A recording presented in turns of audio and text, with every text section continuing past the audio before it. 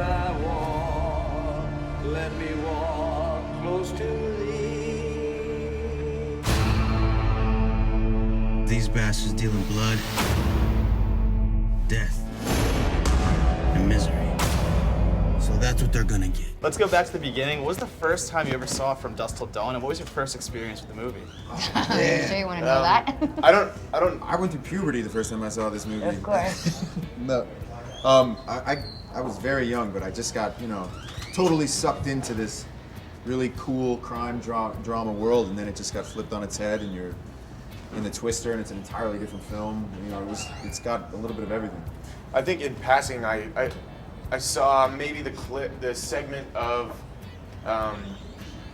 Clooney and Tarantino in the RV trying to make it across the border, and I was like, oh, that looks like a cool gangster movie about some guys who kidnap a family and whatever. And I only saw, one commercial break to one commercial break. Yeah. So I picked up the movie later and watched the whole thing, and I was like, okay, gangster movie, vampires. What the hell is going on? So it's definitely that extreme U-turn, I think, that kind of really stands out to people, and I think we're doing a good job of balancing those two genres in our version of the show. I agree with him. I think, the first time I saw it, I said, wow, what an awesome movie, and all of a sudden, wait a minute, where did we make a U-turn? That's crazy.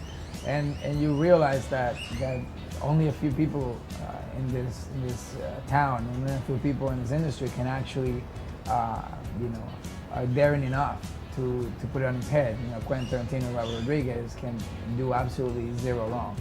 And even when critics think it's wrong, we as the fans go, what are you talking about? This is awesome. Yep. So I think it's fitting that Robert Rodriguez, decides to create a place where all his friends and colleagues and actors he empowers with such iconic roles can truly live. And therefore El Rey is born. So let's fast forward a little bit forward in time, I guess. And what was your first experience with a strip club, and what was the weirdest thing that ever happened? That's a big question, man. You said you wanted the awkward questions, so. Well, my first one. I think there's a big expansion, like everything that we have in the series.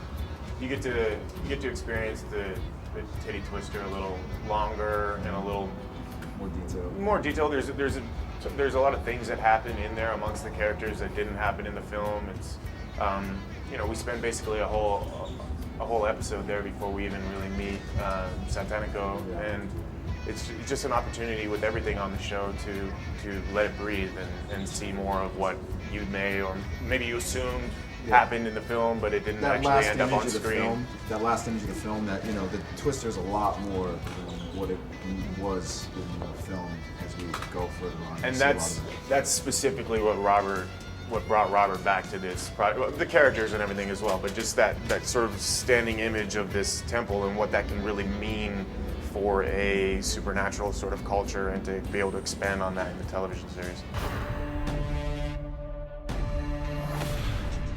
Place of dead roads. Last stop before hell.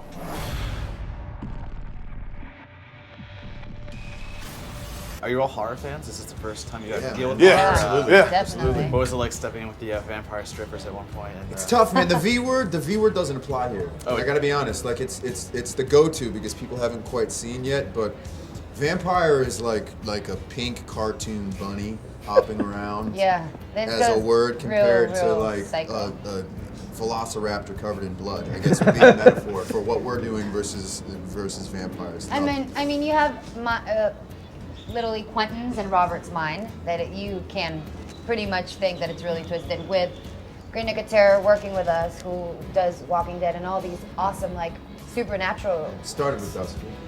And he started with Dusk, and so now they're doing all this and they're creating real, not pretty, oh, we're a vampire, we have fangs, monsters. You've got deep, crazy scales everywhere, it's crazy. But you'll have fun, and people will love it because mix both worlds so well. It just goes crazy. They give the monsters the edge back. They're not beautiful, pretty, sad.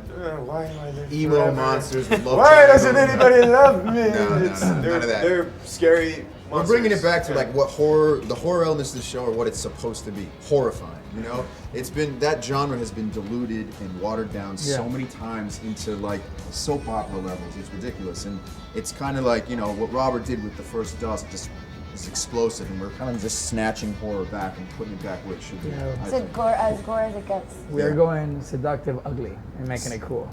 Yeah. And the rest are just a bunch of sheep sleepwalking to the slaughter.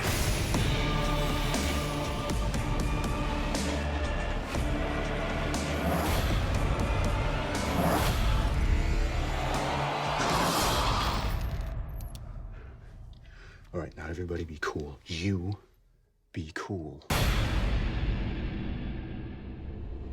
Tell you what I like to drink. You.